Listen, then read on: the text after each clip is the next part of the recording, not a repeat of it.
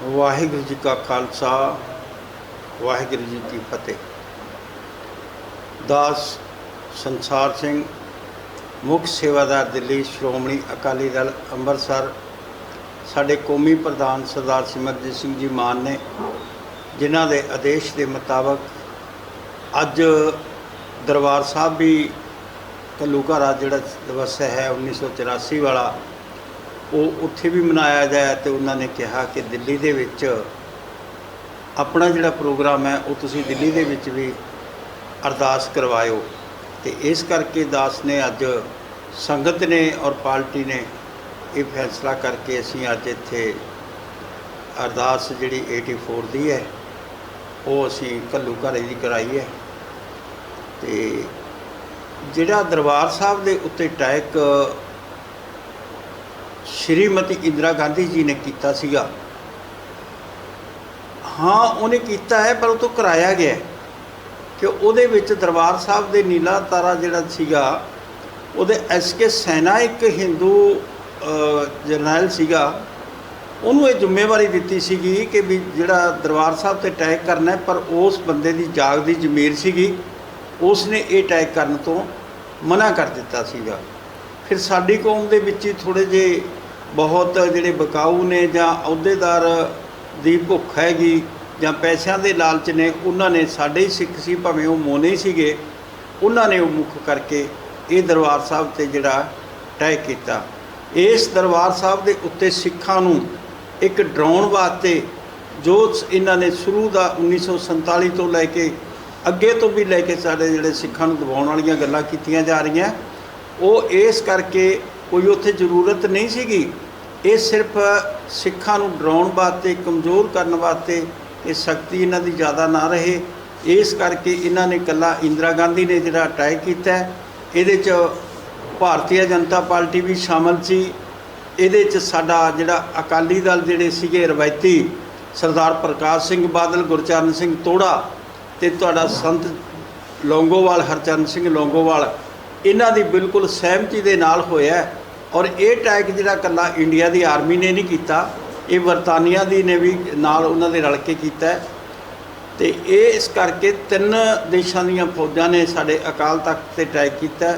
असीं मनते हैं कि ये जिहड़ा ये बहाना लाउंदे हैं कि संत जरनैल सिंह खालसा भिंडरांवालिआं दे करके कीता है, पर असीं सरकारां नूं ये पुछना चाहुंदे हैं कि जिहड़ा 37 गुरुद्वारिआं ते होर कीता है वो किहड़ा अटैक सीगा, उत्थे किहड़े संत बैठे सी जां की सी। ये तां सिर्फ सानूं एक सिखां नूं डराउण वास्ते धमकाउण वास्ते इस वास्ते ये कराया जांदा है। जिवें सिखां दे शुरू तो लैके ये वितकरा हुंदा है ते अज तुसीं देख रहे हो कि एक नवा पार्लीमेंट जिहड़ा बनया बन रहा है ये एक हिंदू समਿਤੀ के मुताबिक बनया हो। ये सारिया मूर्तां भी हिंदुआं वांगू मिलाइयां हुई ने। तो इस करके जिहड़ी ये जमीन है ये साडे गुरु घर दी है, गुरुद्वारा बंगला रकाबगंज साहब के नाँ ते है। ये राज सेना जिहड़ा सीगा उन्हें ये जमीन दित्ती सीगी इंडिया गेट तो लैके राष्ट्रपति भवन तक है, जिहड़ा हुण नवां इन्हां ने बनाया अपने हिसाब नाल हिंदू समਿਤੀ के मुताबिक वो साड़ी गुरुद्वारा प्रबंधक कमेटी के नाँ ते वो जमीन है। तो साडे सिखां दी वो जमीन है वो जिहड़ा इन्हां ने अनलीगल कब्जा करके इन्हां ने बनाया है। इस करके असीं कहने कि वो साडा वापस दे लिओ ते असीं ये तुहाडा पार्लीमेंट इत्थे जिहड़ा ये अनलीगल है अनऑथराइज है, ये नहीं बनना चाहिए, ये साडी जमीन है गुरुद्वारे की जमीन है।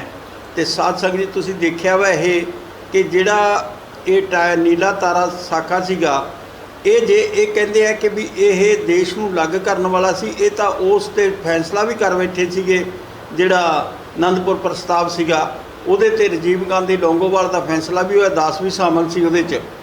ते इस करके ये जिहड़ा सीगा उन्होंने मन्नियां सी गल्लां कि भी असीं यह भी मन्नांगे चंडीगढ़ भी दे देंगे, पानी का मसला जिहड़ा वो भी देवांगे। तो सारा उन्होंने अपना मुकर गए। और संत जरनैल सिंह सॉरी अपना संत लौंगोवाल नूं इन्होंने मरवाता, अपने आप मरवाया, भावें वो बादलों ने जां किसी ने भी मरवाया, पर वो इसे वास्ते ही मरवाया सीगा क्योंकि उन्हां दी ये जिहड़ी राजनीति सीगी उन्हां नूं ये सीगा कि मुख्यमंत्री ना बन जाए।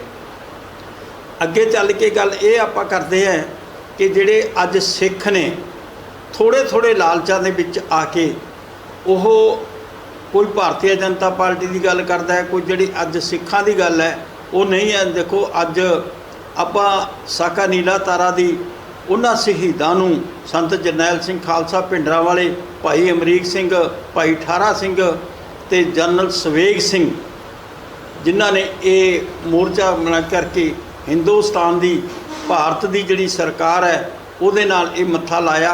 भारत दीयां फौजां नाल, बरतानिया दीयां फौजां नाल, कनेडा दीयां फौजां नाल, सब नाल मिल के उन्होंने ये मोर्चा लाया सीगा। ते उन्होंने जब तक ये गल उन्होंने अपने परंपरा के मुताबिक, जो सिक्खी रवायतों के मुताबिक उन्होंने मैदान नहीं छड्डिया और अपनियां शहीदियां पाईयां ने। ते अज सिख जिहड़े अज दे ने होए वे सिख ने, गुरुद्वारा प्रबंधक कमेटियां ते काबज ने, वो तुसीं देखो कोई अपनी गर्ज वास्ते, अपने फैसले वास्ते सिक्खी की कोई गल नहीं करने वाले, ना सिख का कोई वो करते ने।